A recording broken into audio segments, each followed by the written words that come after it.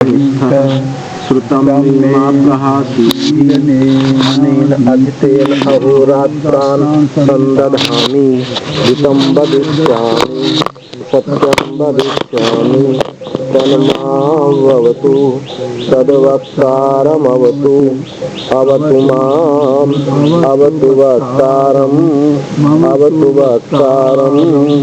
ओम शांति शांति शांति।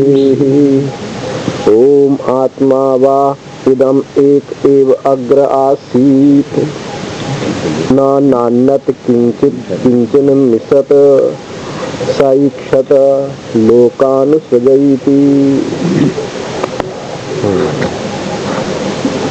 यदि कहाँ से लगा यहीं ये कहीं पीछे रह गई न हो गई ये पंक्ति साधनम ये तो हो गई ना भाई हो गई न च असंपन्नम साधनम कस्यचित अर्थस्य साधनाय अलम। चलो एक पंक्ति पीछे ले लेते हैं। असंपन्न माने अधूरा अधूरा साधन कश्चित अर्थ किसी अर्थ की सिद्धि के लिए पर्याप्त नहीं। आधे अधूरे साधन से कुछ नहीं। यदि विज्ञान उपयोगिनी च गारस्थ आश्रम कर्माणि तेषां परम फलम उपसंहृतम देवताप्य लक्षणम संसार विषयमेव। यदि विज्ञान उपयोगी जो उपासना है, जो विज्ञान उपयोग गृहस्थ आश्रम कर्माणि गृहस्थ आश्रम के कर्म और उपासना तेषां उनका जो परम फल है, परम फल क्या है? देवताप्य लक्षण संसार विषय में हिरण्यगर्भ की प्राप्ति रूप संसार विषय ही ये परम फल उनका कहा गया है। तेषां परम फलम उपसंहृतम उसका उपसंहार हो गया।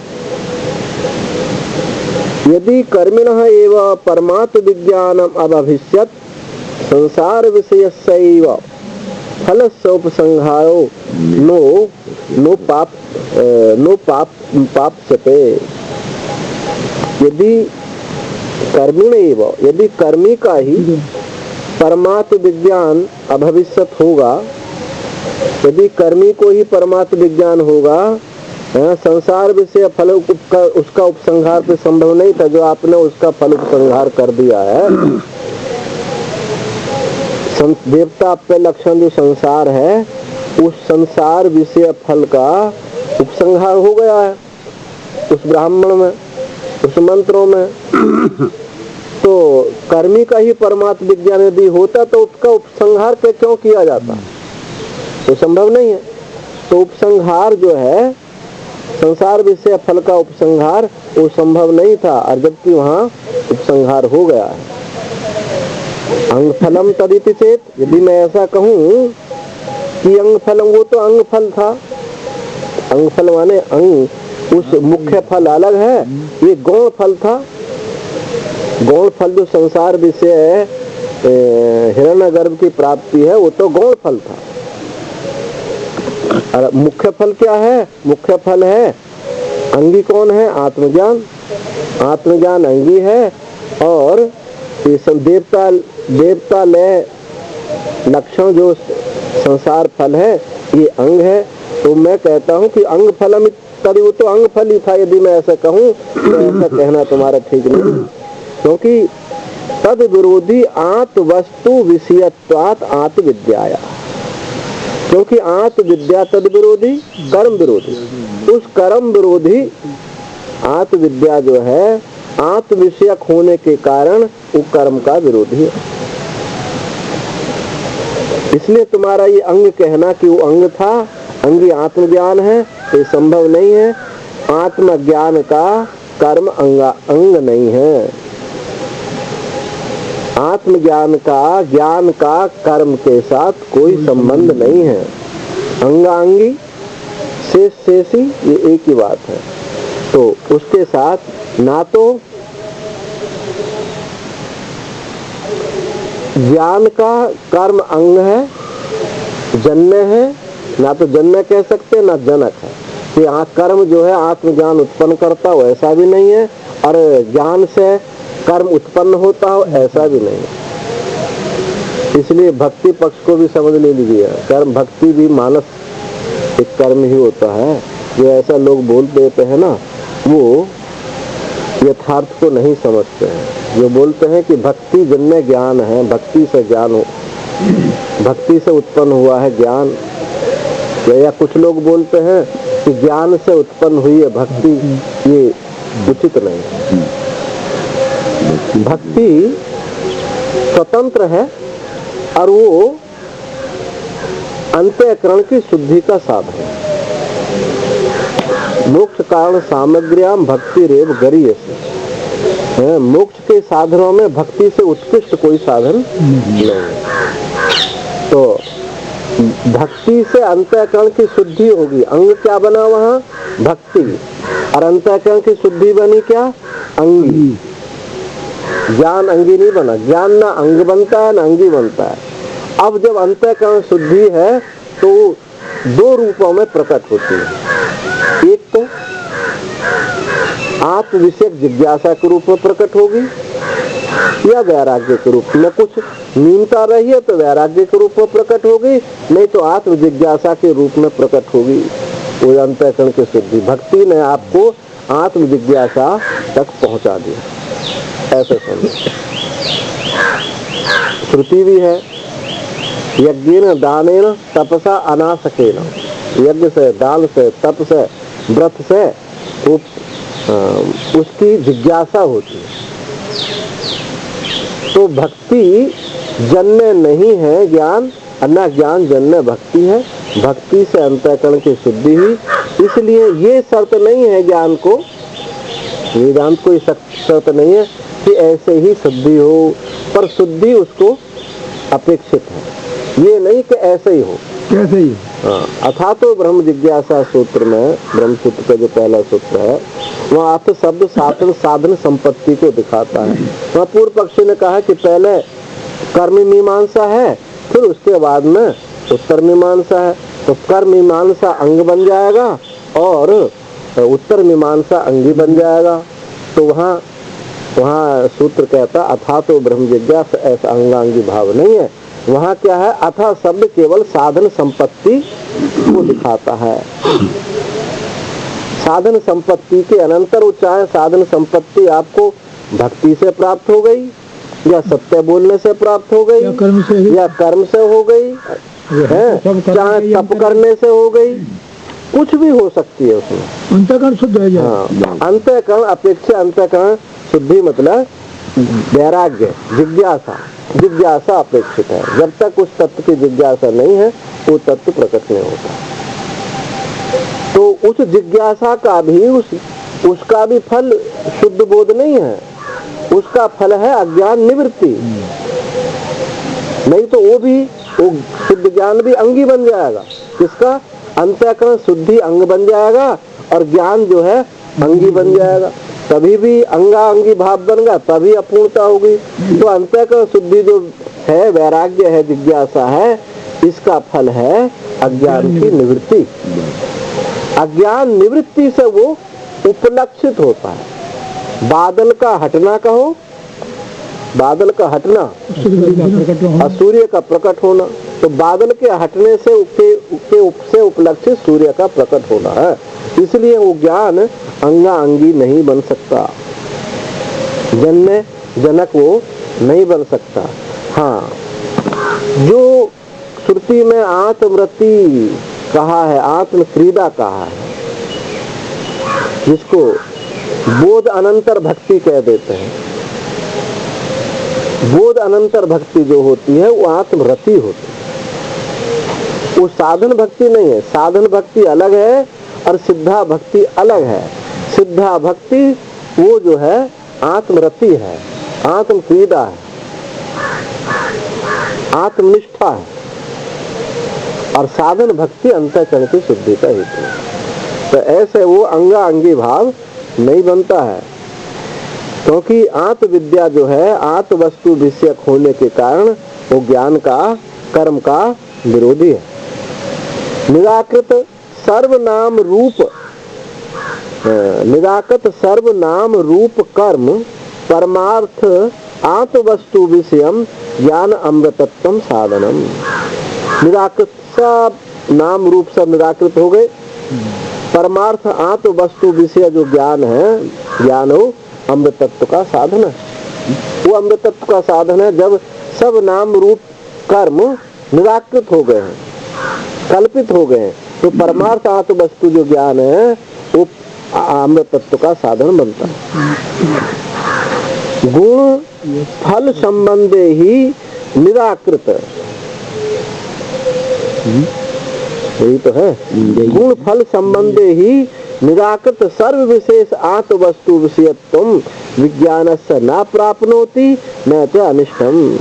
गुण और फल का संबंध होने पर, अंगकार फल का संबंध होने पर, उस तत्व के साथ अंगांगी भाव अथवा फल होने पर, फल के साथ संबंध होने पर, तो निराकृत सर्व विशेष आत्म वस्तु विषयत्व वो विज्ञान प्राप्त नहीं होता, क्योंकि वो सीमित हो जाएगा, परिच्छिन्न हो जाएगा। और ये इष्ट नहीं है, ये अभिष्ट नहीं।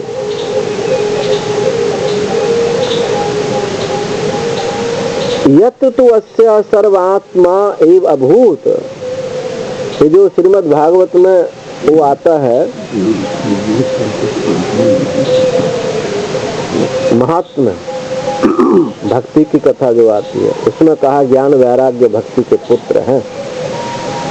तो वहाँ जो ज्ञान है वो ज्ञान माने विवेक है, वो लोगों को भ्रांति होती है, तत्व ज्ञान ना है, वो शुद्ध ज्ञान तत्व ज्ञान नहीं है, वो विवेक है। विवेक बिना विवेक वैराग्य के भक्ति नहीं। ज्ञान विराग नैन उर्गारी, वहाँ भी जो तुलसीदास जी ने कहा वो भी विवेक को ही समझना चाहिए। बिना विवेक के भक्ति अंधी है, विवेक के वैराग्य नहीं हो, अंधी है वो, क्योंकि भक्ति में भंजनम भक्ति, भागो भक्ति, भजनम नाम रसनम। भजन क्या है? रस है, रस स्वरूप का है।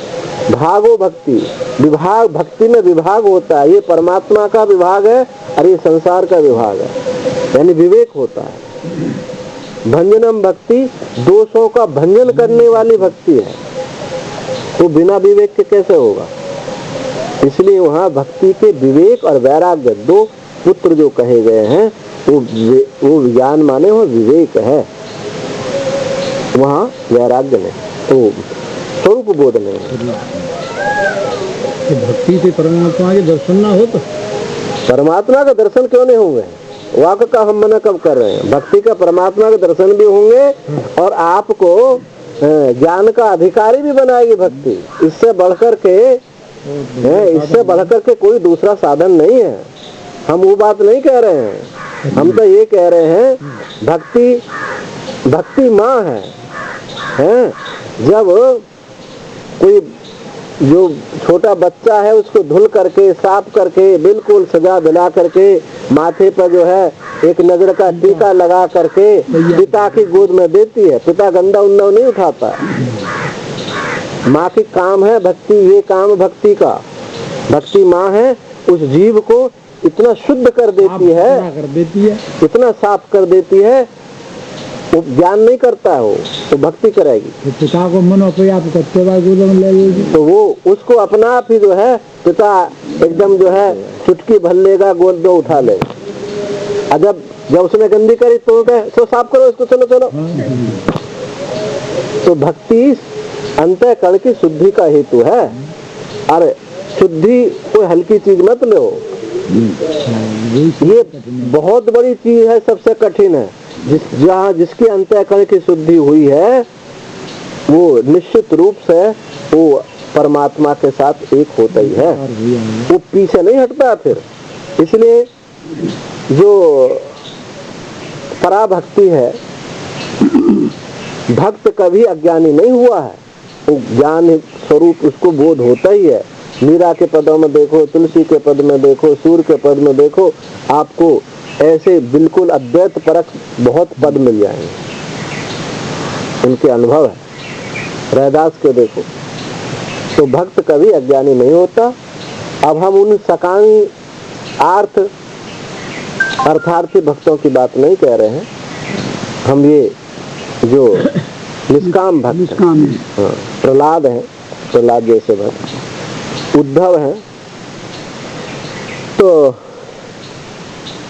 भक्ति ऐसा नहीं है, इतना हल्के से भक्ति को नहीं लिया जाता। यत्र तु अस्य सर्वम आत्मा एव अभूत,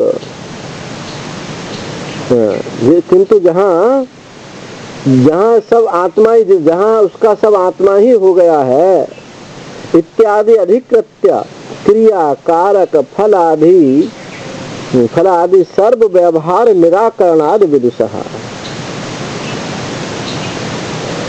सब आत्मा ही हो गया है तो उसके क्रिया कारक फल आदि सब व्यवहार निराकरण उसका होगा ऐसे विद्वान का। और जब क्रिया नहीं, कारक नहीं, फल नहीं, तो वही कर्म के साथ कैसे संबंध हो सकता है।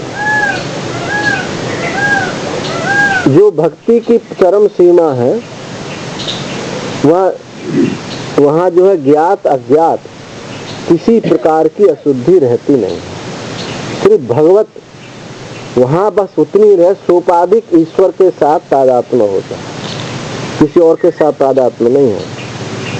न नाक पृष्ठम, भागवत में कहा, न नाक पृष्ठम न पारमेष्ठम न सार्वभौमम न रसाधिपत्यम न योग सिद्धिर पुनर्भवम वा सामंजसा त्वाम विरहई एकांश। वो न नाक पृष्ठम, उसको क्या स्वर्ग नहीं चाहिए, इंद्र का लोक नहीं चाहिए, ना ब्रह्मलोक चाहिए, यहाँ तक का वैराग्य है, भक्ति में हो गया। न नाक पृष्ठम न पारमेष्ठम न सार में, न नाक पृष्ठम न पारमेष्ठम सार्वभौमम, इस पृथ्वी का चक्रवर्ती सम्राट भी नहीं। न रसाधिपत्यम, जो रसातल लोक है, पाताल लोक, उसका भी अधिपत्य नहीं है, उसको भी नहीं चाहता है। और योग की बड़ी बड़ी सिद्धि, अरिमा गरिमा लेगिमा आदि जो सिद्धि हैं वो भी नहीं चाहे। न पुनर्भवम, वो कहता मैं मुक्त होना भी नहीं चाहता। मुक्त अपना स्वरूप है, वहाँ एकता है कि यहाँ तक कि जो मुक्ति की कामना सबसे बड़ी कामना होती है, उस कामना का भी उसने तिरस्कार किया है। तो अब ऐसे साधक को वो स्वरूप बोध होने में कितनी देर लगेगी? भक्ति की पराकाष्ठा है, ये पराकाष्ठा है। यहाँ जब पहुंचेगा तो उसको अपने स्वरूप का बोध निश्चित होता है। यदि जो भक्त है परमात्मा के दर्शन होता है, कैसे रूप के दर्शन होता है? जैसा वो चाहता है, बालकृष्ण के बालक वो ऐसा होता है। कोई जो एक बालकृष्ण रूप के प्रति, बालकृष्ण छवि के प्रति उनका आकर्षण है, उनको चाहते तो उनका वो रूप होता है। उसी रूप में दर्शन है। जो उपदेष्टा श्री कृष्ण के रूप को चाहते उनको दर्शन होता है। जो युगल सरकार के दर्शन होता है, सुनते हो ना, भक्तों की कथा नहीं सुनते हो? श्री कृष्ण आ गए, नागा जी महाराज, जो आप कभी ब्रज में गए हो तो कामास है, कामा बरसाने के बीच में बनखंडी, कदम खंडी एक नाम की जगह, बड़ा सुंदर जगह है, बहुत जंगल है, पेड़ों कदमों के वृक्ष हैं।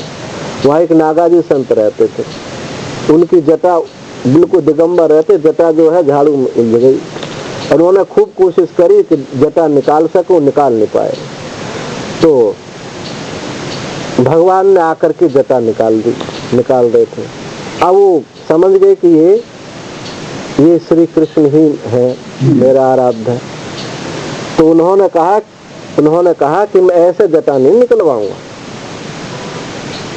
जब तक श्री जी साथ में नहीं होंगे मैं जटा नहीं निकलवा। क्योंकि जुगल सरकार के भक्त थे राधा कृष्ण के, और जब राधा रानी आई तब जाकर के वो जटा निकाली, तब उन्होंने जटा निकलवाई। क्योंकि अगर वो कहो कि भाई श्री कृष्ण ही निकाल देते, लेकिन उस भक्त थे जुगल सरकार के। आज स्मरण हो गया, राधा अष्टमी है, श्री कृष्ण जन्माष्टमी पीछे गई और आज राधा अष्टमी है, आज राधा जी का जन्मदिन है। हमारे जितने में वो दर्शन होता है, ये संसार जी और उन्होंने उन्हें राधा कृष्ण दिखा था, उनको सर्वत्र दृष्टि वही रहती है। देखो एक एक दर्शन अलग चीज है, तद्भावापत्ति अलग चीज। भाव तो वो तद्भावापत्ति अलग चीज है।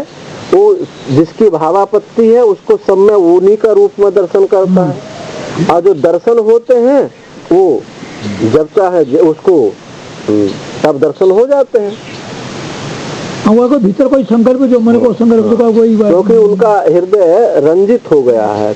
जैसे कपड़ा रंग जाता है ऐसे रंग गया कपड़ा। अब वहाँ वो भावापत्ति जो एक वृत्ति उदित हुई उसी रूप में उनको दर्शन होते हैं। और ऐसा नहीं ज्ञानी को नहीं हो सकते, ज्ञानी को हो सकते हैं दर्शन। ऐसा नहीं है कि वो निर्गुण निराकार तत्व में प्रतिष्ठित है तो उसको दर्शन है, क्योंकि जब तक ये शरीर चल रहा है तो शरीर की जैसे सामान्य कुछ इच्छा हो जाती है तो ऐसे सगुण साकार भगवान की इच्छा नहीं हो सकती। उसको क्या जब और इच्छा हो सकती है तो क्या इच्छा वो नहीं हो सकती है? तो वो दर्शन भी उनको होता है। बस इतना है कि उस दर्शन से उनको कुछ प्रयोजन नहीं है। जैसे और चीज से प्रयोजन नहीं है ऐसे उनसे प्रयोजन नहीं है। वो अहेतुक भक्ति है। सपने में होता है, सब होते हैं। जैसे सपने में तो अलग बात है, जागृत की बात। सपने में सपने के वो सपना का वो दर्शन नहीं है, वो तो मनोराज्य है, स्वप्न है। हाँ, ऐसे दर्शन की ये वो है कि आँख खोल के देखो तो भी हो रहे हैं, आँख बंद करके देखो तो भी हो रहे हैं। और आँख खोल के देख रहे हैं, आँख बंद करके नहीं दिखाई दे रहे हैं, तो ये जागृत का विषय है। और दर्शन में क्या होगा, जो आँख खोल के वही देखो और आँख उस समय बंद कर लो तो भी वही दिखाई दे। तो ये जो है तद्भावापत्ति उसका सब सर्वत्र भाव रहता है। और जो दर्शन है वो थोड़ा सा भिन्न है। मुझे सच बढ़िया जिन्हें चाहते हैं जब दर्शन हो जाता है। तो ये भक्ति की चर्चा आई कि जो जैसा चाहता है। देखो ऐसा नहीं आपने सुबह और दर्शन किए हैं तो शाम को वही दर्शन करें, ये भी संभव नहीं है। अरे तो फिर कब है ये भी नहीं, क्योंकि वृत्ति जो है जिस रंग में रंगी होती है, भगवान के जिस रूप में रंगी होती है उसी रूप का दर्शन होता है। सुबह देखते ना कि आज तो सुबह हमको जो झांकी पड़ी भगवान की, आज तो जो है जुगल सरकार के रूप में मालूम पड़ी। और दोपहर जो है पीताम्बर धारण किए हुए थे जुगल सरकार, सुबह जो नीलाम्बर धारण किए हुए थे। तो ये वृत्ति की वही दर्शन नहीं होता। वो वृत्ति उस रूप में जो दर्शन करता है वो वृत्ति की अनुसार दर्शन होते हैं। जिस रंग में वृत्ति रंग है उसी का दर्शन हो रहा जी की। आप महंगाई में रहे तो महाराज जी ये वृंदावन बिहारी जी और वो टी शर्ट को पहरा दे, जीन्स और को पहरा दे। हाँ तो हुआ तो सही, मुकदमा तो चला, कौन पकड़ा दिया, पैंट पहना दी, अब जेल तो गया, फिर वो पूरा परिवार जेल गया।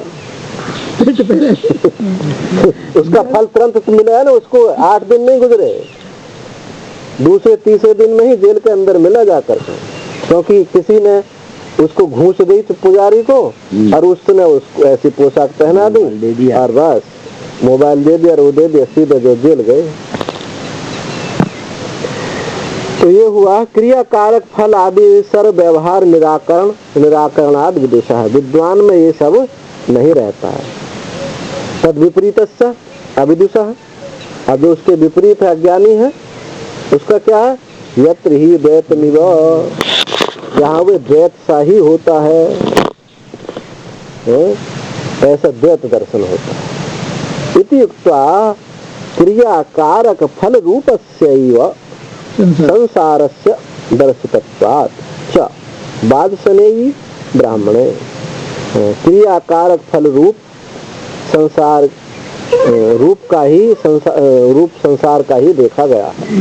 जितना क्रिया कारक फल है ये सब संसार ही है, ऐसा बात से नहीं, यानी बृहदारण्यक उपनिषद में ऐसा बताया।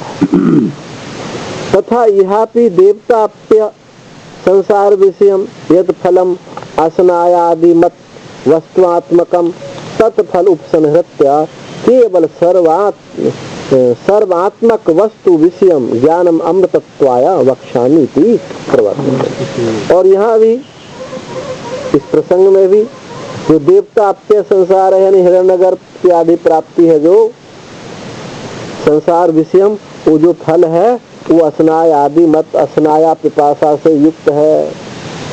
वो ब्रह्मलोक जो है हिरण्यगर्भ जो है वो असनाया प्रपासा से युक्त है, क्योंकि उसको भूख लगी उतनी उसमें श्रुतियों में आया ना, उसमें उसको भूख लगी तो उसने खाने को दौड़ा तो अन्न बन गया। ऐसा वो असनाया पिपासा से रहित है, असनाया पिपासा से युक्त है। असनाया पिपासा को कहने का मतलब ये है कि भोक्ता भोग्य है।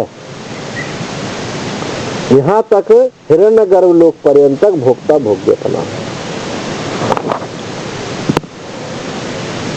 उस फल का उपसंहार करके केवल सर्वात्मक वस्तु विषय जो ज्ञान है वही अमृत तत्व के लिए है, ऐसा वक्ष्यामि, ऐसे आगे कहूंगा। इति प्रवर्तते, ऐसा प्रवर्त होता है, आगे कहूंगा ऐसे प्रवर्त होता है। अब आगे कहते हैं ऋण प्रतिबंधस्य अविदुषा एव मनुष्य पितृ देवलोक प्राप्ति प्रति न अविदुषा। ये जो ऋण है, पितृ ऋण, मनुष्य ऋण, देव ऋण, ये जो है पितर ऋण, मनुष्य ऋण, देव ऋण, ये जो ऋण है ये अज्ञानी के लिए ही है, अज्ञानी के ही है। ऋण प्रतिबंध अविदुषा अज्ञानी में ही है, न अविदुषा ज्ञानवान को ऋण नहीं लगते हैं कि उसको पितृ ऋण लगे, वो पितरों देव ऋण लगे या मनुष्य ऋण लगे, वो नहीं। सोयम मनुष्य लोकः पुत्रेणैव इत्यादि लोकत्रय साधन नियम श्रुते। तो ये पूरी श्रुति यहाँ नहीं, थोड़ा थोड़ा करके दे देते हैं। तो यहाँ स्वयं वही मनुष्य लोक, पुत्र के द्वारा जीते जाने वाला लोक क्या है, ये मनुष्य लोक है। और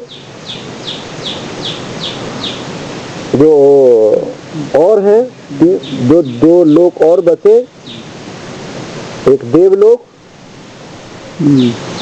और पितृलोक, ये वो सब जो है उनके द्वारा प्राप्त होता है। तो इस प्रकार से लोकत्रय साधन नियम श्रुति, यहाँ उस लोकत्रय साधन नियम की श्रुति कही गई है। विदुषस्य ऋण प्रतिबंध अभावो दर्शितः आत्मलोकार्थिनः किं प्रजया करिष्यामः इत्यादिना। और विद्वान का ऋण प्रतिबंध का अभाव देखा गया है, विद्वान का ऋण प्रतिबंध नहीं देखा गया है, अभाव प्रतिबंध अभाव दर्शितम देखा गया, क्योंकि आत्मलोकार्थिना, वो तो आत्मलोक की का इच्छुक है, वो तो परमात्मा को ही चाहता, अपने स्वरूप को ही चाहता है। और वो कहता है श्रुति है वहाँ किम प्रजया करिष्यामः, कि हम प्रजा को लेकर क्या करेंगे। याज्ञवल्क्य के मैत्री संवाद की वो है कि जब उन्होंने कहा कि हम प्रजा को लेकर क्या करेंगे, जिनको हम आत्मलोक अभीष्ट है, हम प्रजा को लेकर के क्या करेंगे, इस धन को लेकर के क्या करेंगे। तथा एतद् स्म वै तद विद्वांस आहुर ऋषयः कावशेया।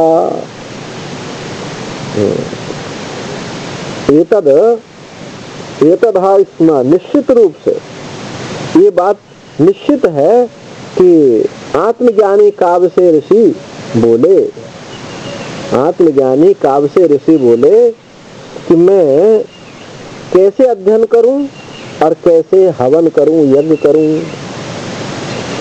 काव्य से ऋषि, जो ज्ञानी महापुरुष काव्य से ऋषि, उन्होंने कहा कि मैं कैसे यज्ञ करूं, कैसे हवन करूं, संभव नहीं है, क्योंकि कामना ही नहीं है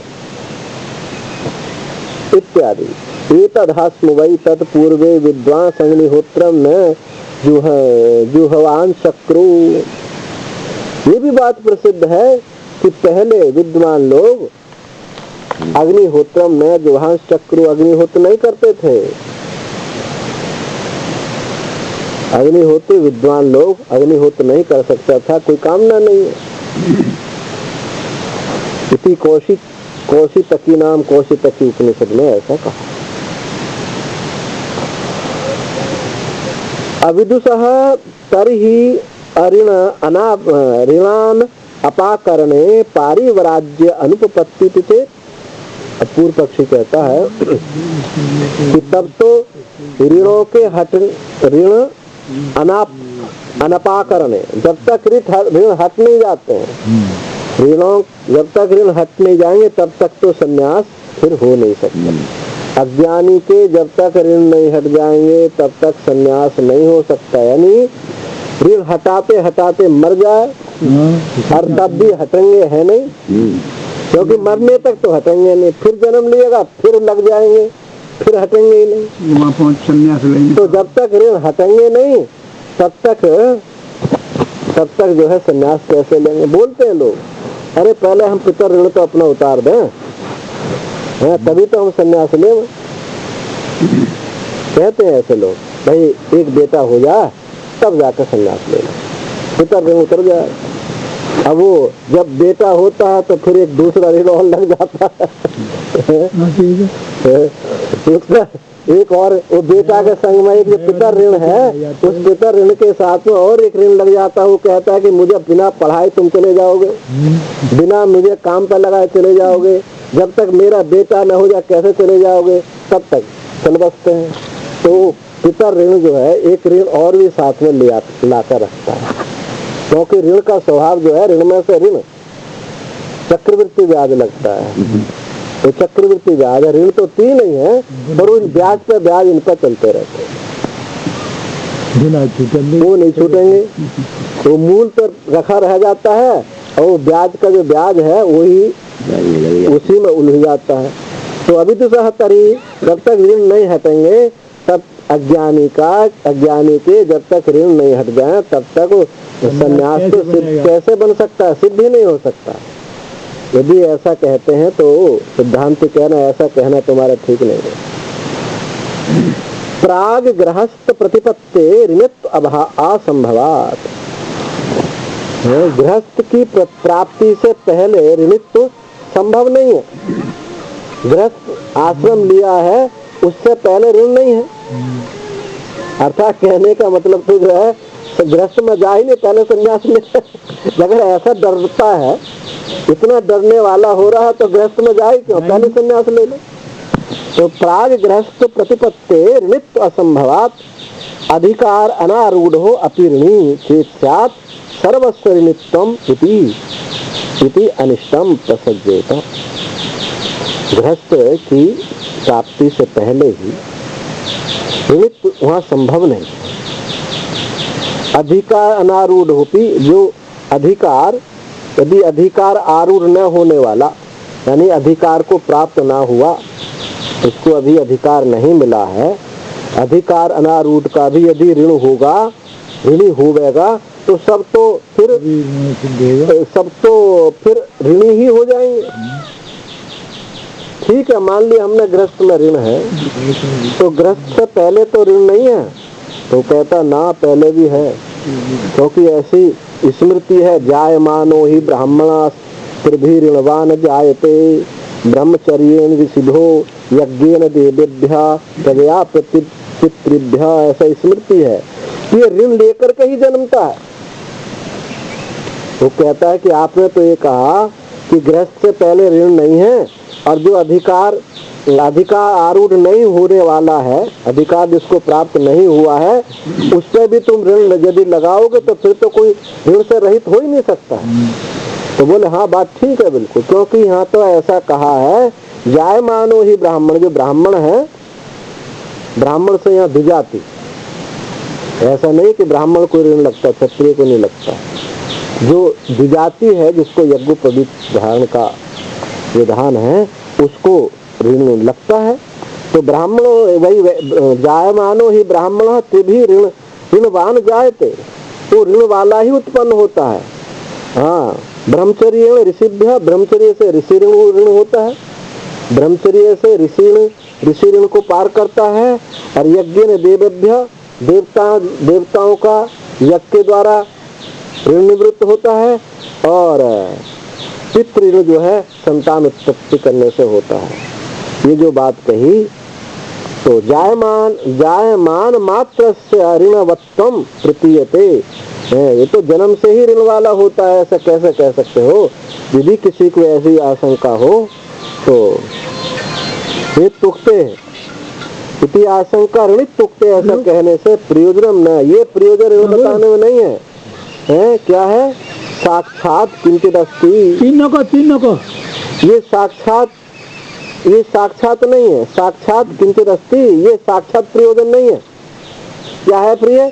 ब्रह्मचर्य आदि कर्तव्यता ज्ञापनम, ये ब्रह्मचर्य आश्रम की ज्ञापकता, कर्तव्यता ज्ञापकता के लिए बताया है कि तुम यज्ञोपवीत आदि संस्कार कराओ, तभी तुम ऋणों से ऋण हो गए। ये ब्रह्मचर्य आश्रम की कर्तव्यता को ज्ञापन करने के लिए बताया है, क्योंकि जब तक यज्ञोपवीत संस्कार नहीं होगा तब तक ना तो तुम ऋषि ऋण से ऋण हो सकते हो, और ना देव ऋण से ऋण हो सकते हो, ना पितृ ऋण से ऋण हो सकते हो, क्योंकि सारा जो कुछ भी होगा यज्ञोपवीत संस्कार के बाद ही हमको वैदिक पूजा कर्म करने का अधिकार प्राप्त होता है, और यज्ञोपवीत संस्कार के बाद ही हमारा विवाह होगा, और वैदिक यज्ञोपवीत संस्कार के बाद ही हम पितर श्राद्ध पिंडदान आदि कर सकेंगे।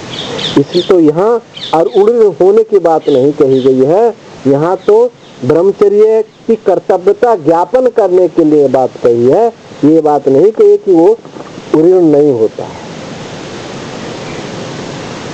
नहीं तो सब जो है ऋणी हो जाएंगे। ठीक है, द्विजाति उपलक्षणत्वमेव न्यायम। हाँ, ये जो है द्विजाति ब्राह्मण शब्द को क्या करना चाहिए? द्विजाति, जिसका दूसरा जन्म हुआ है। दूसरा जन्म क्या मतलब? यज्ञोपवीत संस्कार मतलब दूसरा जन्म होना। और आज जो है सब यज्ञोपवीत कराने की कोई बात ही नहीं, सब बैलों की तरह लड़के घूमते हैं। एक महात्मा बोलते थे बैल घूम रहा है, वो थोड़ी है ब्रह्मचारी है। ब्रह्मचारी हो तो जनेऊ गले में होता है, इसके बैल है। तो अतो जायमान पद अधिकार लक्ष्यते। हाँ, मानी गृहस्थ से पहले यदि ऋणी होता तो नैष्ठिक ब्रह्मचारी तो कभी ऋण हो ही नहीं सकता। यानी गृहस्थ से पहले यदि कोई ऋण रहित नहीं होता तो जो नैष्ठिक ब्रह्मचारी है वो तो कभी ऋण से ऋण हो ही नहीं सकता, क्योंकि वो तो जब तक गुरु जी का शरीर है, गुरुकुल में ही उसको वास करना है, गुरु की सेवा करनी है, जब तक वो मरेगा नहीं। सन्यासी के लिए तो स्वतंत्र विचरण करे, लेकिन ब्रह्मचारी को स्वतंत्रता नहीं है कि गुरु को छोड़ करके कहीं वो जाए। तो ब्रह्मचारिणो अपि ऋणित्वम, ब्रह्मचारियों का भी ऋणित्व। ब्रह्मचर्य एवं मृतस्य नैष्ठिकस्य च लोक प्रतिबंधस्य तच्च अनिष्टम।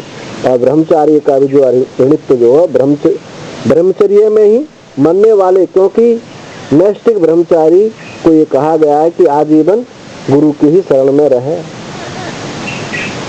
तो लोक प्रतिबंध उसका तो कभी ऋण छूटेगा ही नहीं। जब तक वो भाई गृहस्थ में नहीं जाएगा तो कैसे छूटेगा? क्योंकि तुम्हारे अनुसार तो यही बात है, गृहस्थ में जाएगा तभी पितर ऋण छूटेगा, और उसका तो विवाह ही नहीं, नैष्ठिक ब्रह्मचारी है। तो और भी है, 88 सहस्राणि इति आरब्धा तदैव गुरुवासिनाम इति इत्यादि पुराणे लोक प्राप्ति इत्यर्थ। 88 से सहस्र में 88,000 ऋषि मुनि नाम ऊर्ध्वरेतसाम, उनका विवाह ही नहीं हुआ तो वो तो ऋणी वो तो कभी ऋण से ऋण हो ही नहीं सकते। मुनि नाम ऊर्ध्वरेतसाम, मुनि नाम ऊर्ध्वरेतसाम जिनका विवाह नहीं है। यद ब्रह्मलोक आख्यम फलम भुजेहु तदैव नैष्ठिका नाम लक्ष्यमिति पुराणार्थ। तो वो भी फिर तो उनके लिए भी वो भी कभी संन्यास नहीं ले सकते। ना नैष्ठिक ब्रह्मचारी कभी संन्यास ले सकते हैं, ना 88,000 जो मुनि ऊर्ध्वरेता मुनि ये कभी संन्यास ले सकते हैं, क्योंकि इनको तो पहले गृहस्थ आश्रम में जाना ही पड़ेगा, तभी ऋण से ऋण होंगे। तो कहने का मतलब ये है, ये बताया कि सब जो है ऋणी ही है ऐसा कहना इष्ट नहीं।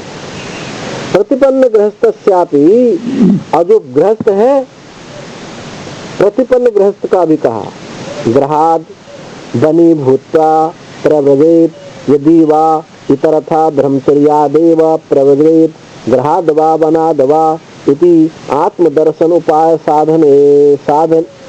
साधनत्वेन ईष्यते एव पारिव्राज्यम। और गृहस्थ का जो गृहस्थ जिनको प्राप्त है, गृहस्थ को भी गृहाद गृहस्थ से बनी भूत्वा वानप्रस्थ होकर के संन्यास ले ले, ये श्रुति है। और यदि वह अथवा इतरथा दूसरे प्रकार से ब्रह्मचर्यादेव प्रव्रजेत, ब्रह्मचर्य आश्रम से ही संन्यास ले, अथवा बानादवा बानप्रस्थ से ही संन्यास ले। इति आत्मदर्शन उपाय साधन से ये इष्ट है। आत्मदर्शन उपाय के साधन रूप से ये संन्यास इष्ट है।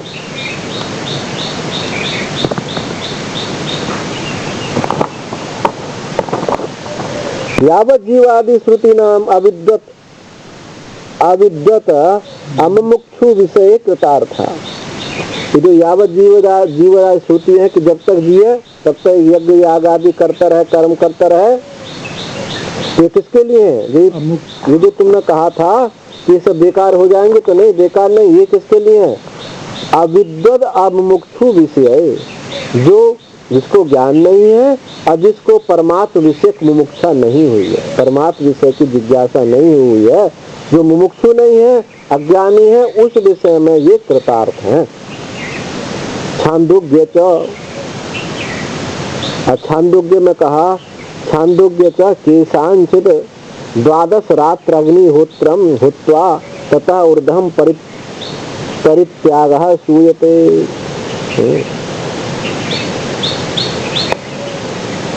और छांदोग्य उपनिषद में कहा, किसी शाखा में कहा, छांदोग्य उपनिषद किसी शाखा में ऐसा है कि 12 रात्र अग्निहोत्र करके संन्यास ले लें।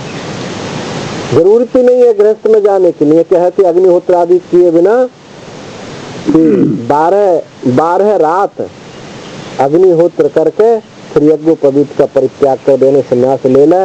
वहाँ तो छांदोग्य में ऐसा कहा 12 रात, और हमारे आजकल के महात्मा तो 1 घंटा में कहते हैं कि 12 घंटे में तुम जो है हम तुमको संन्यास दिला दो।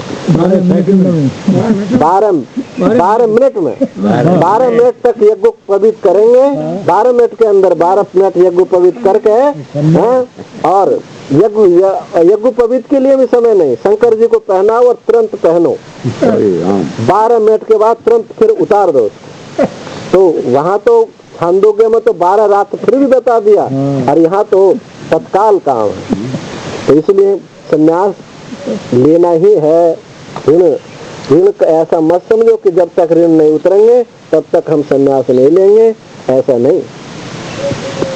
यत्तुनाभि अनधिकता नाम पारिव्राज्यमि इति, जो तुमने कहा था कि अनधिकत्य, लूले लंगड़े आदि इनको संन्यास है, जिनको अधिकार नहीं है, जिनको हाथ पैर टूट गए हैं, बेटा ने धक्का मार के घर से बाहर कर दिए हैं, तो भैया लाल कपड़ा पहन कर अपने संन्यास, ये तुमने ऐसा कहा था, तो कहते हैं उसके लिए भी सुनो, वो भी बात तुम्हारी ठीक नहीं है।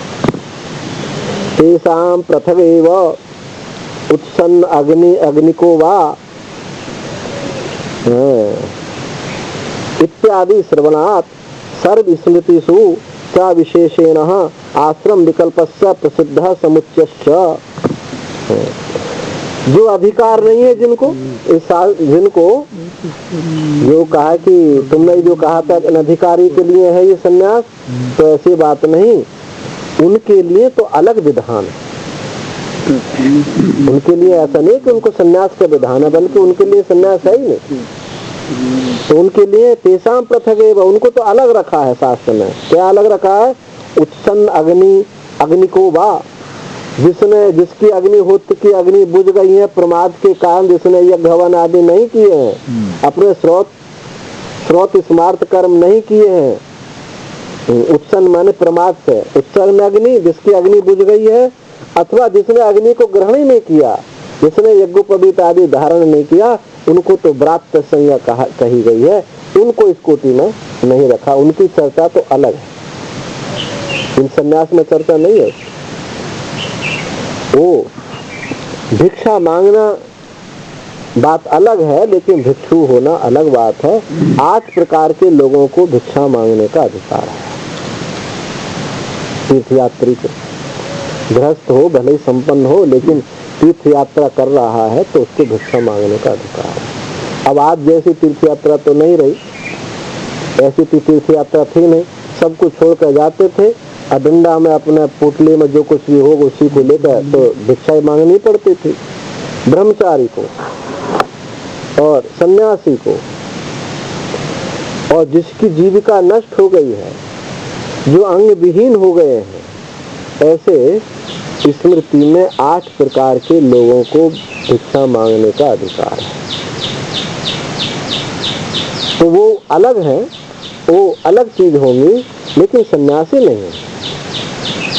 जो ये कहते हैं ऐसे, आज यही हो रहा है भाई, ये निकम्मा है, कुछ करता नहीं, चल भाई लाल कपड़ा पहन ला, अपने काम चलता रहा है। ये जो है, ये वो जो पूर्व पक्षी ने कहा है, ये आज हो रहा है।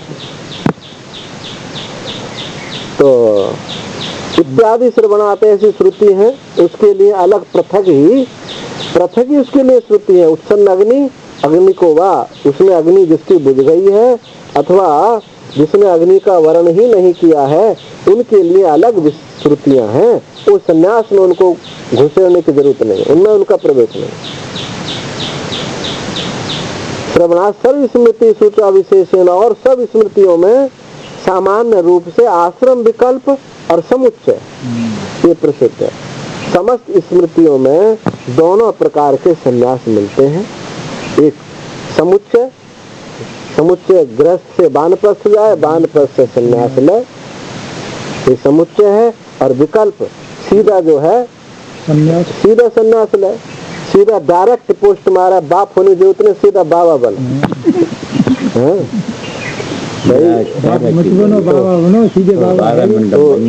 मतलब बाप बनने की जरूरत नहीं, सीधा बाबा डायरेक्ट।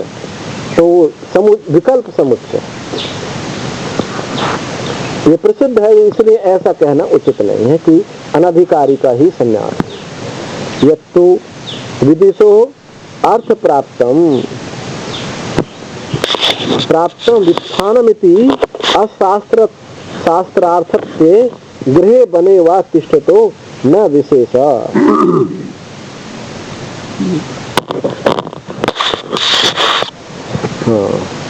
यत्तु जो है कि विद्वान को स्वतः प्राप्त है वित्थान, यत्तु विदुषो अर्थ प्राप्त वित्थानम, किंतु जो विद्वान का स्वतः प्राप्त वित्थान है, ऐसा अशास्त्रार्थत्व, शास्त्र का विषय न होने पर, शास्त्र का विषय न होने पर गृह बने व तिष्ठतो न विशेषति।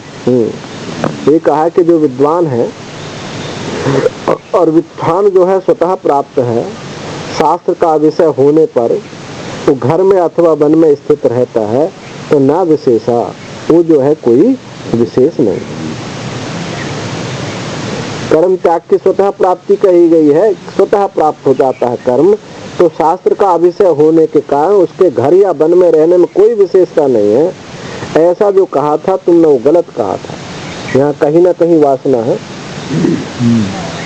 असत, क्योंकि वित्थानस्य एव अर्थ प्राप्तत्वात् में अन्यत्र अवस्थानम साथ। ये जो तुमने कह दिया कि विद्वान है, वित्थान तो स्वतः प्राप्त है, वो चाहे घर में रहे, शास्त्र का विषय होने, शास्त्र की उस पर कोई दाल नहीं गलती है, शास्त्र का अधिकार नहीं होता उस पर, चाहे वो घर में रहे या वन में रहे, इसमें कोई विशेषता नहीं है। ऐसा कहते हैं लोग, हम घर में रहे या वन में रहे, हम तो अपने में रहते हैं भी। तो ये जो बात है उन्हीं पर चोट की जा रही है। उन पर चोट की जा रही है, तो ये कहना तुम्हारा ठीक नहीं है। जब व्युत्थान का अर्थ प्राप्तत्व स्वतः प्राप्त है, वो त्यागात्मक है, स्वरूप रूप से प्राप्त है, तो अन्यत्र अवस्थानम स्यात्, तो संन्यास के अतिरिक्त कहीं गृहस्थ में उसका अवस्थान ही नहीं होगा। अब किस मुंह से आप गृहस्थ में रहेंगे जब कुछ कर नहीं सकते, कुछ कर, तुमको कर्म का कोई अधिकार नहीं है, ना लौकिक कर्म कर सकते हैं, ना श्रोत स्मार्थ कर्म कर सकते हैं। और जैसा तो आपका बेटा है ऐसा दूसरा बेटा है, तो फिर ये कैसे संभव है कि वो गृहस्थ में रह सकता है? चौकीदारी तो कर लेगा, चौकीदारी है, चौकीदारी लगी रही है, वो चौकीदारी करता है, आसक्ति से करता है। वो चौकीदारी करेगा तो आसक्ति से करेगा, कहे भले वो कहे भले ही, कहे भले ही। तो कहते जब इसमें उसने कहा कोई विशेषता नहीं, विशेषता है, कोई आप यही क्यों रहना चाहते हैं, ये विशेषता है। जब अपना बेटा ऐसा ही है, दूसरे का बेटा भी ऐसे, तो वहां भी तो रह सकते हैं। तो व्युत्थान से अर्थ प्राप्तत्वात्, व्युत्थान का स्वतः प्राप्त होने के कारण न अन्यत्र अवस्थानम, यानी गृहस्थ में उसका अवस्थान नहीं होगा। अन्यत्र अवस्थान से काम कर्म प्रयुक्तम भी आवोचामा, यदि अन्यत्र माने गृहस्थ में अवस्थान है उसका, वही रहना चाहता है, तो निश्चित बात है कि कुछ कामना वहां है। शरीर से तुम जुड़े हुए हो, अरे दूसरा कोई रोटी देवा ना देवा, अपना बेटा है, अपने वो तो देगा ही देगा, पर ये भी गारंटी ना कि वो देगा, गाड़ी दे तो ना। और ये भी हो सकता है कि वो ठुकाई पिटाई भी कर दे, ये भी हो सकता है। तो बजा के देखेगा, हाँ बजा के देखेगा मासमा है या नहीं है, इसके माल है तो राजी से दे ठीक, नहीं तो ठुकाई से दे तो ये भी संभव है ना। जीव बजाय के देखेगा, देख पक्को महात्मा है वो कि ना। तो काम प्रयुक्तम ही, अब हम पहले ही कह चुके हैं इस बात को कि उसका जो गृहस्थ में अवस्थान है वो काम प्रयुक्त है, कुछ कामना वहाँ लगी हुई है, तभी तो वहाँ रहना चाहता है। हाँ, यथा कामित्वम तु विदुषो अत्यंतम अप्राप्तम अत्यंत मूढ़ विषयत्वेन अवगमात्। यथा कामित्व जो उसकी स्वच्छंदता है, स्वेच्छाचार है, तो विदुषः अत्यंतम अप्राप्तम, उस विद्वान की स्वेच्छाचार तो प्राप्त है ही नहीं। अत्यंत मूढ़ विषयत्वेन अवगमात्, जो अत्यंत मूढ़ विषय रूप से जो जाना जाता है, वो विद्वान की यथा कामित्व जो कामना है, अत्यंत मूढ़ से संबंधित जो स्वेच्छाचार है, वो तो विद्वान के लिए प्राप्त ही नहीं है। जब अत्यंत जो प्राप्त ही नहीं है, तथा शास्त्रोदितमपि कर्मात्मविदो प्राप्तुम गुरु भारते अवगम्यते, जब उसको शास्त्र के द्वारा विधान किया हुआ जो कर्म है आत्मविद का, उसको ही प्राप्त करने के लिए बड़ा भारी भार दिखाई देता है, जबकि वहाँ कोई कामना नहीं है। तो भाई किमुत अत्यंत अविवेक निमित्त था कामित्वम, जो अत्यंत मूढ़ता से स्वेच्छाचार है उसको वो कैसे करेगा? जब शास्त्र के द्वारा विधान किए हुए कर्म को ही वो बड़ा भारी भार समझता है, क्योंकि कर्तापना नहीं है तो कैसे करे? जब वही नहीं कर सकता तो स्वेच्छाचार स्वच्छंदता जो अत्यंत मूढ़ों का विषय है वो कैसे कर सकता है? संभव ही नहीं है। स्वेच्छा कहें कि स्वेच्छाचार में तो कोई वो नहीं है, जहाँ चाहो वैसे खा लो, वो उसमें क्या है? ऐसे सन्यासी को रहना चाहिए। ठीक है, यदि वहाँ स्वार्थ नहीं है तो जैसा चाहे वैसा हो जाए, मतलब जैसा बन जाए विधान वैसा हो जाए, प्रकृति के अनुसार, प्रारब्ध के अनुसार, तो ठीक है। परंतु जानबूझ करके जो स्वेच्छाचार जो होता है वो जानबूझ करके होता है। आप कोई काम ऐसा करेंगे शास्त्र से रहित होकर के, तो अपने राग से प्रेरित होकर के करेंगे, अपने द्वेष से प्रेरित होकर के करेंगे। स्वेच्छाचार जब होता है वो बिना राग से प्रेरित हुए किया नहीं हो सकता। मन में आया कि भैया मुझे तो ये खाना है, तो बस उसी खाएंगे। अब वहाँ शास्त्र की मर्यादा नहीं, शास्त्र की मर्यादा खत्म। तो हमको ये खाना है, तो वहाँ राग से प्रेरित हो गया ना, तो वो अज्ञानी के लिए है, मूढ़ के लिए है। जब यहाँ तो शास्त्र उदित कर्म को ही वो भार समझता, उससे वही नहीं हो पाता, तो स्वेच्छाचार वाला कर्म कैसे कर सकता था? कदापि संभव नहीं। न ही उन्माद तिमिर दृष्टि उपलब्धम वस्तु तदपगमेति तथैव स्यात् उन्माद तिमिर दृष्टि निमित्तत्वादेव तस्य। क्योंकि उन्माद तिमिर एक उन्माद रोग होता है ना, उन्माद आदमी कुछ का कुछ बोलने लगता, बकने लगता है। बुखार आदि जब हो तो उन्माद हो जाता, तो कुछ का कुछ बोलने लगता। तो उन्माद और तिमिर दृष्टि उपलब्ध वस्तु, दृष्टि से उपलब्ध जो वस्तु है तदपगम है, और उसके हट जाने पर वो तथैव न, ऐसा नहीं होता। जब तिमिर रोग आदि होता है तो उसको दो चंद्रमा दिखाई देते हैं, उन्माद रोग होता है तो उसको जो है कुछ का कुछ बोलता है। इस दृष्टि से उपलब्ध जो वस्तु है और उसके हट जाने पर वैसी वो फिर नहीं रहता, उसको सही सही दिखाई देता। तथैव साथ वैसा ही होगा। तो उन्माद तिमिर दृष्टि निमित्तत्वादेव तस्य, ये जो उसका अनर्गल बोलना है, दो चंद्रमा आदि दिखाई देने हैं, ये तिमिर दृष्टि उन्माद के निमित्त से ऐसा हो रहा है, वस्तुतः ऐसा नहीं। इसलिए तस्मात् आत्मविदो वित्थान व्यतिरेकेण न यथा कामित्वम न च अन्यत कर्तव्यम इति एतद् सिद्ध। इसलिए ये बात सिद्ध हुई कि जो आत्मविद है वो वित्थान व्यतिरेकेण, त्याग से अतिरिक्त न यथा कामित्वम, कोई स्वेच्छाचार उसका नहीं होगा, और न अन्य कर्तव्यता उसकी कोई होगी कि ये मेरा कर्तव्यता है, ये ऐसा आत्मवृत्ति होगी। और फिर कहते हैं कि यत्तु विद्या च विद्यां च यस्तद्वेद उभयं सह इति न तत्र विद्यावतो विद्या सह अविद्यापि वर्तते इति अयम अर्थः। ये तुमने कहा था कि विद्या और अविद्या, कर्म और ज्ञान, ये दोनों एक साथ जो जानता है, ऐसा जो कहा था दोनों एक साथ हो सकती हैं, तो न तत्र विद्यावतो, जो विद्यावान है वो विद्या से अविद्या, विद्या के साथ, विद्या से अविद्या अपि वर्तते, यानी ये जो विद्या के साथ अविद्या है, ऐसा ये अर्थ, ऐसा नहीं हो सकता है। विद्यावान को ये विद्या के साथ अविद्या है, ऐसा ये अर्थ नहीं हो सकता है। कस्तरहि, क्योंकि तब तो एक अस्मिन् पुरुषे एकदा एव न सह संबंधेयताम इत्यर्थ। एक पुरुष में एक समय ही न सह संबंधिता में संबंधित नहीं हो सकते एक साथ।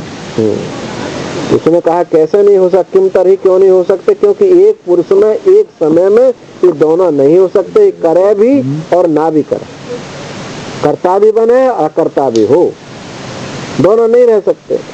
यथा सुक्तिकायाम रजत सुक्ति का ज्ञाने पुरुषस्य एकस्य पुरुषस्य, जैसे सीप में एक पुरुष को एक ही समय में चांदी भी दिखाई देवे और सीप भी दिखाई देवे, तो दोनों का ज्ञान वहाँ नहीं हो सकता। एक ही पुरुष को एक ही समय में एक ही चांदी भी दिखाई देवे और सीप भी दिखाई देवे, ऐसा नहीं हो सकता। और श्रुति भी कही थी, कठोपनिषद में आपने पढ़ी थी, दूर मेते विपरीते विसूचि अविद्या याचा विद्या इति ज्ञाता। दूर में थे तो दूर ही हैं, दोनों विपरीत स्वभाव वाली हैं अत्यंत और अत्यंत विरुद्ध स्वभाव वाली। विद्या और अविद्या दोनों ये बिल्कुल विपरीत स्वभाव वाली हैं। ऐसी काठक में भी आपने सुनी। तस्मात् न विद्यायाम सत्याम अविद्या संभवो अस्ति। इसलिए विद्या के होने पर अविद्या संभव नहीं हो सकती। तपसा ब्रह्म जिज्ञासस्व, तप के द्वारा ब्रह्म की जिज्ञासा करे इत्यादि श्रुति ही। तप आदि विद्या उत्पत्ति साधनम गुरु उपासना आदि च कर्म अविद्यात्मकत्वात् अविद्या उच्यते। तप आदि जो है विद्या की उत्पत्ति के साधन है, विद्या की उत्पत्ति के साधन है तप आदि।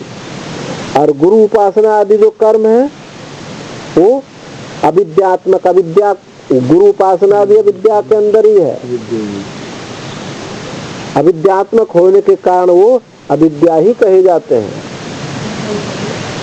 तेन विद्याम उत्पाद्य मृत्युम कामम अतितरति। तेन अविद्या कर्म से वो विद्या को उत्पन्न करके वो मृत्यु काम को अति तर जाता, पार कर जाता है। यहाँ तक अविद्या की गति है। अविद्या कर्म से विद्या को प्राप्त उत्पन्न करके वो मृत्यु काम को वो पार करता है। ततो निष्कामः तक्तेष्णो ब्रह्म विद्या अमृतत्वम अस्मिते। अब फिर क्या होगा? वो निष्काम हो गया, तक्तेष्णा हो गई, एक तृष्णा उसकी छूट गई तो उस ब्रह्म विद्या से अमृतत्व को प्राप्त करता है। तो अविद्या से विद्या की उत्पत्ति हुई और उस विद्या से अज्ञान की निवृत्ति हुई। तो गुरु उपासना आदि क्या है? सभी अविद्या में ही है। क्योंकि इसी जब तक गुरु उपासना नहीं है, गुरु शरणागति नहीं है तो विद्या कैसे उत्पन्न होगी? और जब विद्या उत्पन्न होगी तो उसमें अज्ञान की निवृत्ति हो गई। इति एतम अर्थम दर्शनाः। इसी अर्थ को दिखाने के लिए श्रुति ने कहा अविद्या मृत्युम कृत्वा विद्यामृतम अस्मिते। अविद्या से मृत्यु को पार करके, जो स्वाभाविक मृत्यु है जो मन में आया सो कर लिया, इस कर्म से, अविद्या माने कर्म, उस कर्म से स्वाभाविक मृत्यु का अतिक्रमण कर लिया जाता है। वह उसका जीवन संयमित हो जाता है, स्वेच्छाचारता उसकी खत्म हो जाती है, संयमित जीवन हो जाता है और विद्या उत्पन्न हो जाती है और उस विद्या से अमृतत्व की प्राप्ति होती है। और यत्तु पुरुषायु सर्व कर्मणैव व्याप्तम। जो तुमने कहा था कि पुरुष की सब आयु कर्म से ही व्याप्त है, कुर्वन्नेह कर्माणि विधिविशेषतम समा, कि वो कर्म करते हुए 100 वर्ष तक रहे और 100 वर्ष ही मनुष्य की परम आयु है। और ये भी कहा कि यावत, जब तक जिए तब तक कर्म करे। तो ये जो तुमने कहा था इति अविद्वत विषयत्वेन परिहृतम इतरथा असंभवात्, ये जो है अज्ञानी के विषय रूप से हमने कह दिया, ये अज्ञानी का विषय है। इतरथा असंभवात्, दूसरे प्रकार से ये संभव नहीं। यत्तु वक्ष्यमाणमपि पूर्वोक्तम तुल्यत्वात् कर्मणा विरुद्धम आत्मज्ञानमिति तत् विशेष निर्विशेष आत्मतया प्रत्युक्तम उत्तरार्थ व्याख्याने च दर्शिष्यामः। और जो तुमने कहा था आगे जो कहे जाएगा कि तुक्तम, जो आगे कहे जाने वाला है, और जो तुमने कहा था कि आगे कहे जाने वाला भी तुल्यत्वात्, वो जो पहले कहा उसके समान ही है। जो ब्राह्मण में कहा था, सही मंत्र में कहा था, तो जो तुमने कहा था कि वहाँ पहले उपक्रम हुआ उसी में उपसंहार हुआ, ऐसे यहाँ उपक्रम हुआ और उसी में उपसंहार ही उसके समान है। ये तुमने बात कही थी, तो वो जो बात कही थी कर्मणा विरुद्धम आत्मज्ञानम, कर्म से आत्मज्ञान विरोध नहीं है, तो वो सब तत् विशेष निर्विशेष आत्मतया प्रत्युक्तम, वो सब विशेष रूप से निर्विशेष रूप से उसका खंडन कर दिया है। और आगे भी व्याख्यान में हम ऐसा दिखाएंगे, आगे भी व्याख्यान में ऐसा बताएंगे कि कर्म का ज्ञान के साथ कोई संबंध नहीं है। अतः केवल निष्क्रिय ब्रह्मात्मैकत्व विद्या प्रदर्शनार्थम उत्तरो ग्रंथ आरभ। इसलिए केवल निष्क्रिय ब्रह्मात्मैकत्व विद्या की प्रदर्शन करने के लिए आगे का ये उपनिषद प्रारंभ होता है। कर्म का इसके साथ कोई संबंध नहीं है, न ये पहले कहा गया है, ये अलग ही बात कही जा रही है। अब मंत्र प्रारंभ होता है।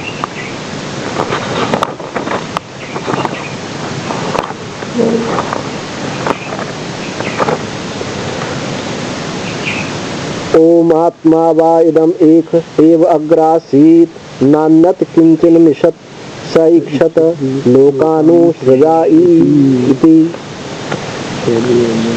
कि पहले एक आत्मा ही ये था,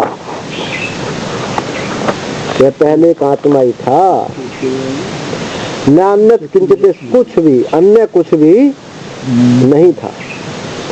सब उसने सईक्षत लोकान, उसने इक्षण किया कि मैं लोकों का सृजन करूं, उसने इक्षण किया। सृष्टि विषय की बात बतानी है तो ओम आत्मा, आत्मा इति आत्मा आपते आत्ते अत्ते, आत्मा आपनोते अत्ते अतते वा परः सर्वज्ञ सर्वशक्ति असनायादि सर्व संसार धर्म वर्जितः नित्य शुद्ध बुद्ध मुक्त स्वभाव अजर अजो अजरो अमरो अमृतो अद्वयो वाइदम यदुक्तम नाम रूप कर्म भेद भिन्नम जगदात्मैव एको अग्रे जगतः सृष्टे प्रागासीत। आत्मा किसको कहते हैं? यच्चाप्नोति यदा दत्ते यच्चाति विषयानिह यच्चास संततो भावस् तस्मादात्मेति कीर्त्यते। उसी को कहा है यच्चाप्नोति, जो सबको व्याप्त किए हुए है, जो सबको व्याप्त किए हुए है और जो सबका भक्षण कर जाता है, और जो यच्चाति विषयानिह, और जो सतत भक्षण कर जाता है और जो सतत निरंतर जिसकी स्थिति रहती है, ऐसी कोई वस्तु है जो सबको व्याप्त किए हुए है, स्थिति उसी से है, और जो सब उसी में लीन हो जाता है, और वो ऐसा नहीं कभी रहता कभी नहीं, निरंतर रहता है। तो क्या चीज है? वो है आत्मा। अब तो शंकराचार्य भगवान कहते हैं कि ये जो है आप धातु और अद धातु और ये अत धातु से आत्मा शब्द बनता है। आप अपधातु माने किस, आप धातु किस अर्थ में होती है? आपनोति, व्यापनोति, सबको जो व्याप्त करके रहे। आपनोति इति आत्मा, जो सबको व्याप्त किए हुए, सब अपने में सबको समाये हुए। और फिर अधातु अत्ते, सबको जो खा जाता है, धातु खाने के अर्थ में होती, सबको भक्षण कर जाता है, प्रलय काल में जो सबको निकल जाता है। अतते विस्तार, सतत गमन, अर्थात सतत गमन अर्थ वाले माने उसमें अत धातु प्रयोग होती है। तो ऐसे ही आत्मा शब्द बनता है। परः सर्वज्ञ सर्वशक्ति असनायादि सर्व संसार धर्म वर्जित है। तो उससे भिन्न कोई, सर्व संसार धर्म से रहित, नित्य शुद्ध बुद्ध मुक्त स्वभाव, अजर, जिसका जन्म नहीं हुआ, जिसको बीमारी कुछ नहीं होती, जो अमृत है और अव्यय है। इदम यदुक्तम, ये कहा कि नाम रूप कर्म भेद भिन्न जगत, जो नाम रूप भेद से तो जगत खड़ा हुआ है, ये वो आत्मविवेक, वो पहले एक आत्मा ही था। यानी सृष्टि से पूर्व जगत जो था अव्याकृत रूप में ये आत्मा ही था, दूसरा कुछ अन्य कुछ नहीं था। नान्यत किंचित मिश्र, थोड़ा भी कुछ भी नहीं था, वही वही था। किम इदानीम से एव एक, क्या अब वह एक नहीं है, पहले था। जो श्रुति कह रही है आत्मावादिदमेव अग्रासित, वो पहले एक ही था, आत्मा ही पहले था, क्या अब नहीं है? तो कहते हैं ऐसी बात नहीं है, ऐसा नहीं है। तो कैसे नहीं है? कथम तरही आसित, तो फिर आसित शब्द क्यों कहा? कि आसित तो भूतकाल को दिखाया कि पहले था, तो इससे क्या बात सिद्ध होती कि अब नहीं है? कथम तरही आसित, तो पहले था अब नहीं है, इससे तो ये बात सिद्ध होती है। यद्यपि इदानीम स एक, इदानीम स एव एक तथापि अस्ति विशेष, यद्यपि अब भी वही है, यद्यपि अब वह ही एक है अभी भी, तो भी कुछ विशेष है तो वही, पर कुछ विशेषता है। क्या विशेषता है? कि प्राग उत्पत्ति अव्याकृत नाम रूप भेदा भेद आत्म भूतम आत्मिक शब्द प्रत्यय गोचरम जगत। हाँ, पहले उत्पत्ति से पहले ये नाम रूप जो थे क्या थे? अव्याकृत थे, ये व्यक्त नहीं थे। अव्याकृत नाम रूप भेद जो है, भेद आत्मभूतम, वो आत्म रूप ही थे। ये जो नाम रूप है ये आत्मभूत ही थे, आत्म स्वरूप ही थे उत्पत्ति से पूर्व। तो आत्म एक शब्द प्रत्यय गोचर, इसलिए वह आत्म एक आत्मा ही था, ऐसा शब्द गोचर होता है। ऐसा कहा जाता है कि नाम रूप जो है ये आत्मा ही थे, ऐसा गोचर होता है। और अब इदानीं अब क्या है?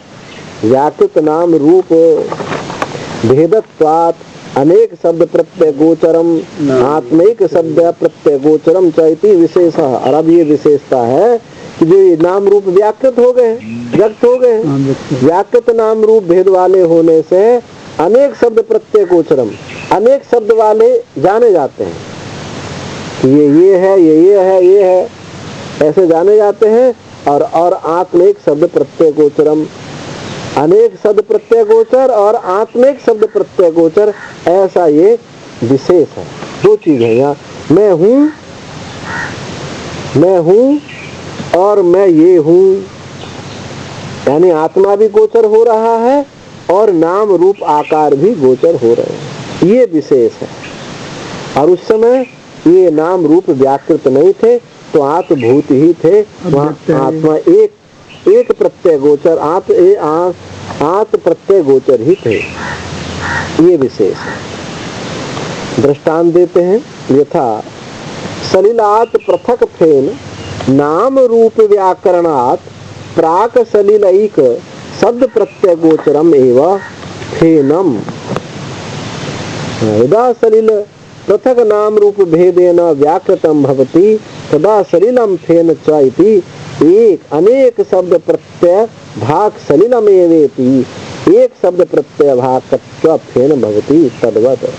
जैसे जल से अलग अलग ये फेन हुए, फेन माने झाग, फेन नाम रूप व्याकरणात, उस जल से ही ये फेन अलग अलग नाम रूप वाले ये फेन व्याकृत हो गए।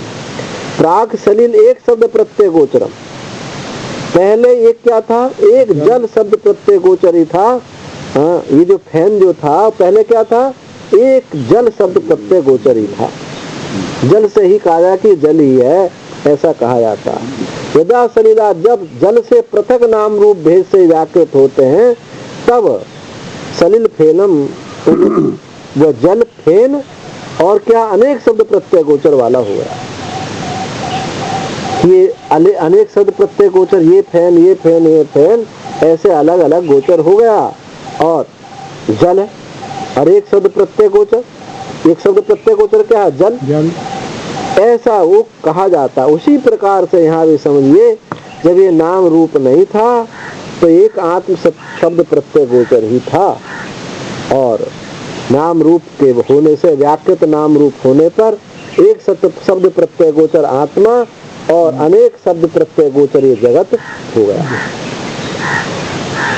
न अन्यत किंचित न किंचिदपि मिशन निमिषद व्यापार वद इतरदवा, न अन्यत कुछ भी, दूसरा कुछ नहीं, निषिद्ध यानी व्यापार वाला अथवा अव्यापार वाला, क्रिया और निष्क्रिय, क्रिया रूप भी नहीं थी और अक्रिया, व्यापार वाला भी नहीं था, अव्यापार वाला भी नहीं था, यानी क्रिया भी नहीं थी और अक्रिया भी नहीं थी।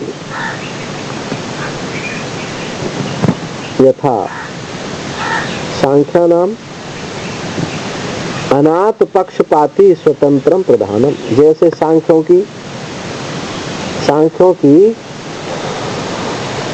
जो अनाथ पक्षपाती जो प्रधान है वो स्वतंत्र है, ऐसा यहाँ नहीं था। उनकी पुरुष के अतिरिक्त वहाँ प्रधान था, भले ही वो क्रियान्वित नहीं था,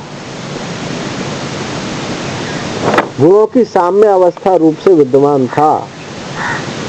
ऐसे अनाथ पक्षपाती वो प्रधान स्वतंत्र प्रधान था, ऐसा ये नहीं था। यथा च कारणादानाम, एक कणादि गलत शब्द है,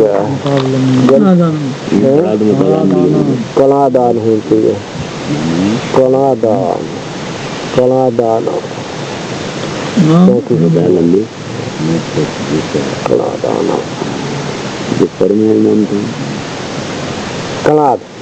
कणाद गौतम को भी ले लेना चाहिए। कणाद गौतम का जो अणु है तद्वत यहाँ में अन्नद आत्मना किंचित अस्ति, और उनके जो अणु है ऐसा जो कणाद गौतम है इनके अणु है आत्मा के अतिरिक्त, क्योंकि वो भी सत्य मानते हैं। परमाणु क्या है? सत्य है। जब वे द्विअणु होते हैं, त्रिश्रेणु होते हैं, उनसे एक पारिजात मंडल बनता है, फिर उनसे जो है ये उस संख्या से आगे सब बनता रहता है। तो उनके भी परमाणु अणु परमाणु विद्यमान थे और योगी सांख्यों का भी प्रधान विद्यमान था, लेकिन यहाँ उस प्रकार यहाँ आत्मा से इतर कुछ भी नहीं था, आत्मा ही आत्मा था। न किंचिदपि वस्तु विद्यते, कोई वस्तु नहीं। किमतरी, तो क्या था? आत्मा एव एक आश्रित एक आत्मा ही था इत्यादि अभिप्राय। यह सर्वज्ञ स्वभाव्याद आत्मा एक एव सन इक्षत लोकानुसृजा, वह सर्वज्ञ स्वभाव होने के कारण आत्मा एक आत्मा ही होता हुआ उसने इक्षण किया, अलग कुछ होता नहीं, एक आत्मा होता ही उसने इक्षण किया। क्या इक्षण किया? लोकानुसृजा, कि मैं लोगों का सृजन करूं। अभी जो सृजन है लोक इक्षण जो है, इक्षण माने इक्षण ज्ञानात्मक होता है, इक्षण ज्ञान ही होता है। इक्षते माने देखता है, वो अपने को ही अनेक रूप में देखता है, और जब नहीं देखता अनेक रूप में तो एक ही होता है। तो जिस समय अनेक रूप में देखता, अपने को अनेक रूप में देखता है, वस्तुतः वो अनेक नहीं होता है। ये इक्षण शब्द का अभिप्राय है। नहीं और कुछ शब्द ले लेते, देख कर्म के अर्थ में कोई शब्द ले लेते, कुरियात शब्द ले देते, कुछ में अनेक नाम रूप कुरियात, अनेक नाम रूप किए, तो नहीं, सब जगह जो है इक्षण शब्द का ही प्रयोग होता है। इसमें पृथ्वी का सृजन किया, पृथ्वी का इक्षण किया, लोकों का सृजन किया, तो इक्षण माने ये ज्ञान ही है, विचार ही है, अपने को अनेक रूप में बस देख रहा है, ये उसका वो है। तो ननु प्रागुत्पत्ति अकार्य कारणत्वाद कथम इक्षितवान, तो कहते कि उत्पत्ति से पहले कार्य कारणत्वाद, तो उसने इक्षण कैसे किया कि जगत की उत्पत्ति से पूर्व जो कार्य कारण तो है ही नहीं। स्थूल सूक्ष्म शरीर के अभाव में उसने किस प्रकार चिंतन किया। कारण माने इंद्रियां, कार्य माने शरीर, तो सूक्ष्म शरीर स्थूल शरीर के ना होने से, उत्पत्ति से पहले इनका अभाव होने के कारण कैसे उसने क्षण किया। तो कहते हैं नायम दोष है, ऐसा ये दोष नहीं, ये दोष नहीं है। सर्वज्ञ स्वभाव्यात, क्योंकि वो सर्वज्ञ स्वभाव है। न तस्य कार्य कारण विद्यते, न तस्य कार्य कारण विद्यते, श्रुति है स्वाभाविका ज्ञान बला क्रिया। उसके ज्ञान बल क्रिया उसका स्वाभाविक है, स्वभाव रूप से है, तो कार्य कारण की उसको अपेक्षा नहीं है। सर्वज्ञ स्वभाव्यात तथा च मंत्र वर्ण, और उसी उपनिषद की श्रुति है अपाणि पादो जवनो गृहीता तस्य कार्य कारण विद्यते स्वाभाविका ज्ञान बल क्रिया च। उसके न हाथ है न पैर है, जवनो गृहीता, तेजी से ग्रहण कर लेता, बिना हाथ पैर से ही सबको पकड़ लेता। न उसके कार्य कारण देह इंद्रिय आदि नहीं है, न तस्य कार्य कारण विद्यते स्वाभाविका, उसकी स्वाभाविक ज्ञान बल क्रिया है। स्वाभाविक ज्ञान बल क्रिया तो ये माया से ही वो सब बना दे इत्यादि। केन अभिप्रायण इतिहा, तो किस अभिप्राय से उसने किया। तो कहते हैं लोकानुसृजन, लोकों के सृजन करने के अभिप्राय से, उस लोकों का सृजन करूं इसलिए उसने इच्छा किया। तो लोक क्या है, अम्भ प्रवृत्ति नाम आगे आएगा, यहाँ बताने की आवश्यकता इसलिए आचार्य ने समझी, क्योंकि अगले मंत्र में अम्भ क्या है, मरीचि क्या है?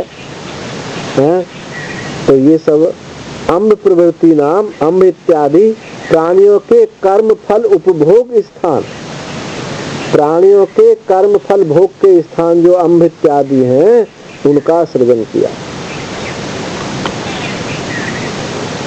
इनकी सृजन किया, इनका सृजन होने यही सृष्टि है। तो ऐसे आगे के मंत्र में बताएंगे लोगों का सृजन किया, अम्ब क्या है, मरीचि क्या है, ये आगे सब इसमें बताएंगे। ओम पूर्णमदः पूर्णमिदं पूर्णात् पूर्णमुदच्यते पूर्णस्य पूर्णमादाय पूर्णमेवावशिष्यते। ओम शांति शांति शांति।